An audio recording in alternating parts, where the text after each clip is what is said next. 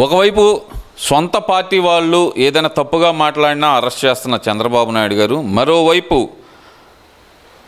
తప్పు చేసిన పార్టీ నాయకులను వెనకేసుకొస్తున్న జగన్మోహన్ రెడ్డి గారు, ఎలా చూడాలంటారు వీళ్ళిద్దరు మనస్తత్వాన్ని అసలుగా? అదేనండి, తెలుగుదేశానికి వైసీపీకి ఉన్న వేరియేషన్ అనమాట. జగన్మోహన్ రెడ్డి ఎవరైతే తప్పులు చేశారో, ఎవరైతే అంటే ఎవరినైనా కానీ అవినీతి అక్రమాలు అన్నీ చేసిన వాళ్ళకి పదవులు, వాళ్ళకి ఏదైనా కానీ చంద్రబాబు నాయుడు ఏం చేస్తున్నాడు, ఎవరైనా సరే నీతి తప్పి ఏదన్నా చేస్తే వాళ్ళు దేనికైనా రాజకీయాలకే అనర్హులు అన్నట్టు ఆయన చేసేస్తున్నాడు అనమాట.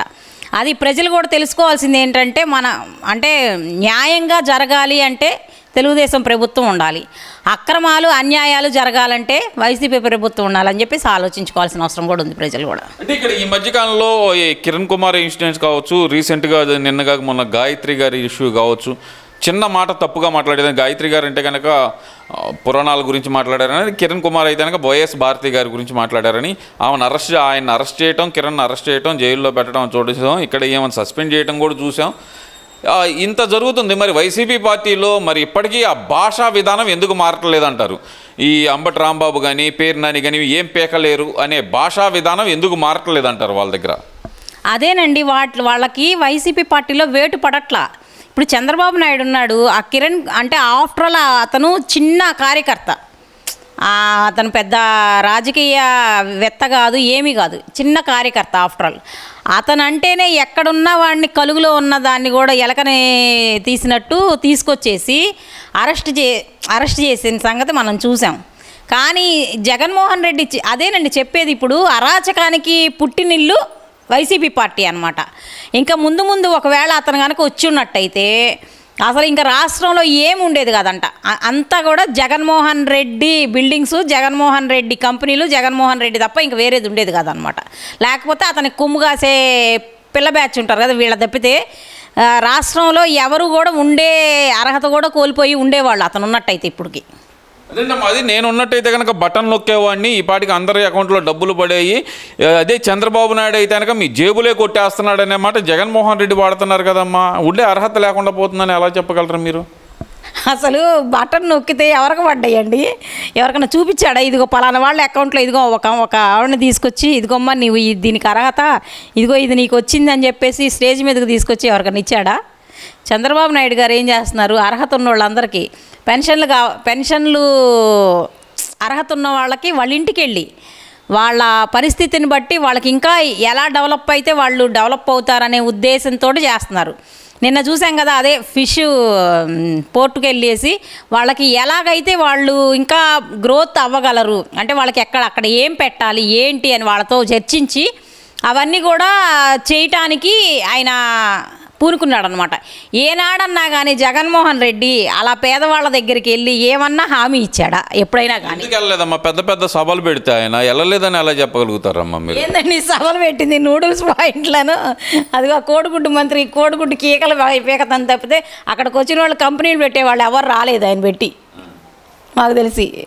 అదేనమ్మా, అన్ని లక్షల కోట్ల పెట్టుబడి తీసుకొచ్చామని చెప్పారు వాళ్ళు. చంద్రబాబు నాయుడు వచ్చి రాష్ట్రాన్ని సర్వనాశనం చేస్తున్నాడని చెబుతుంటే ఓ పక్కన మీరేమో వాళ్ళు ఏం తేలేదని ఎలా చెప్తారు? మీకు పెట్టుబడి పెట్టిన వాళ్ళని చూపించాలా, లేకపోతే పెట్టుబడి పెట్టారని చెప్పడం కావాలా? సాక్షి చూసాం కదా, సాక్షి యాంకర్ని ఎవరో ఒక ఆయన కాల్ చేశాడు న్యూస్ రీడర్కి, ఫోన్ చేసి ఎక్కడున్నాయండి, మేము ఈ ఊర్లోనే ఉన్నాము, మీరు పలానా ఊర్లో పలానా పెట్టారని చెప్పేసి చెప్తున్నారు, మేము ఈ ఊర్లోనే ఉన్నాం, ఇక్కడ ఈ సెంటర్లోనే ఉన్నాం, ఇక్కడ ఏమి లేదు కదా అంటే నీకు ఈ వివరం కావాలా అని చెప్పేసి కొట్టిపడేశాడు. అలాంటి న్యూస్ రీడర్లు అలాంటి వ్యక్తులు ఉన్న పార్టీ అది. ఇదంతా ఒక ఎత్తు అయితే కనుక మళ్ళీ ఈ మధ్యకాలంలో రోజా గారు మళ్ళీ యాక్టివేట్ అయ్యారు. ఆమె అంటున్న మాట ఏంటంటే చంద్రబాబు నాయుడు గారిది విజనరీ కాదు, విస్తరాకులు కట్ట కాదు అంటే ఆమె పాత పందాలోనే మళ్ళీ తిరిగి మొదలుపెట్టారు. అసలు ఎలా చూడాలంటారు? వీళ్ళు నోరు ఎందుకు అదుపు చేసుకోలేకపోతున్నారు అనుకోవచ్చు అంటారు? వాళ్ళకి అంటే ముందుంది ముసళ్ళ పండగ అన్నట్టు, అంటే పెరుగుట విరుగుట కొరకే అంటారు కదా, రెచ్చిపోయి ఎప్పుడో ఒకసారి వాళ్ళకి వేటు పడిద్ది. ఏదో ఇప్పుడు కొంతమంది కామ్గా ఉన్నారు కాబట్టి వాళ్ళు సైలెంట్గా, వాళ్ళకి ఏమీ కొద్దిగా ఇదిగా ఉంది. కానీ ఇలాంటి వాళ్ళందరినీ కూడా చంద్రబాబు నాయుడు చూడాల్సిన బాధ్యత కూడా ఉంది. ఎందుకంటే వాళ్ళని వదిలేస్తే వీళ్ళని చూసుకు ఇంకా వెనక వాళ్ళు రెచ్చిపోయే ప్రమాదం కూడా ఉంటుందని చెప్పేసి నేను అనుకుంటున్నాను. అంటే ఇక్కడ చూస్తే కనుక మీరేమో ఇంకా వదిలేశారని మీరు అంటున్నారు. అసలు రాష్ట్రంలో రెడ్ బుక్ పరిపాలన నడుస్తుంది, ప్రజలను ఎవరిని పట్టించుకుంటున్నారు అనే మాట అయితే రోజా వాడుతూనే ఉంది కదమ్మా. అసలుకి ఆమె వాడేది ఎందుకంటే ఇప్పుడు అంటే చంద్రబాబు నాయుడు గారిని ఎలాగ నిర్వీర్యం చెయ్యాలా అనే ఉద్దేశంతో వాళ్ళు మాట్లాడుతున్నారు తప్పితే నిజంగా రెడ్ బుక్ వ్యవహారమే కనుక చేస్తే నువ్వు ఇవాళ మీడియా ముందుకు వచ్చి మాట్లాడేదానివే. నువ్వు ఇవాళ మీడియా ముందుకు వచ్చి మాట్లాడవు కదా, నువ్వు ఇవాళ మీడియా ముందుకు వచ్చి మాట్లాడుతున్నావు కాబట్టి అక్కడ రెడ్ బుక్ జరగట్లేదని చెప్పి అర్థమవుతుంది. అదే రెడ్ బుక్ అంటే ఈ పాటికి నువ్వు కూడా వెళ్ళి ఊచలు లెక్క పెట్టుకునేదానివి కదా. అది అర్థం చేసుకోవాలి వాళ్ళు ఒకసారి. మరి ఏ విధంగా అమ్మ రాష్ట్రం అసలు అభివృద్ధి చెందట్లేదు, రాష్ట్రాన్ని అసలు అధోగతి పాలు చేస్తున్నాడు చంద్రబాబు నాయుడు, అసలు పేదలను ఇంకా నిరుపేదలను చేస్తున్నాడు. ఇప్పుడు కనుక చంద్రబాబు నాయుడు గారు రోడ్డు మీదకి వస్తే పరకలు తీసుకొని కొడతారని చెప్పి మన జగన్మోహన్ రెడ్డి చెప్తున్నారమ్మ. మరి దాన్ని ఎలా చూడాలంటారు?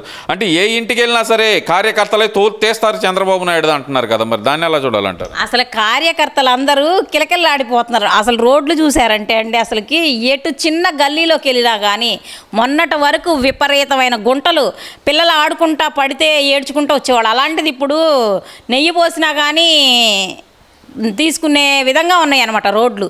ఎక్కడ పట్టినా కానీ రోడ్లు డెవలప్మెంట్ కానీ దేనికి సంబంధించిన డెవలప్మెంట్ దానికి చేస్తాను. కాలువలు కానీ రోడ్లు కానీ చెత్త తీసుకునే వాళ్ళు కూడా ఎంత చక్కగా వర్క్ చేస్తున్నారు.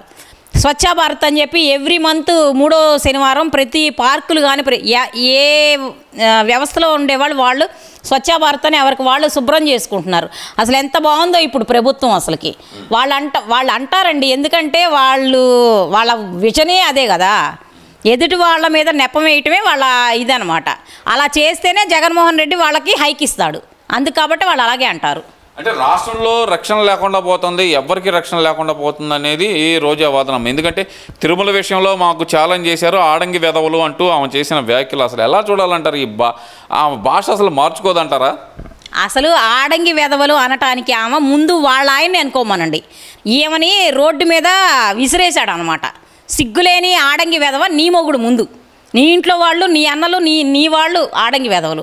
వేరే వాళ్ళని అంటానికి ముందు నా వైపు 4 ఏళ్ళు చూపిస్తున్నాయి అనేది ఒకసారి ఆమె ఆలోచించుకోవాల్సిన అవసరం ఎంతైనా ఉంది.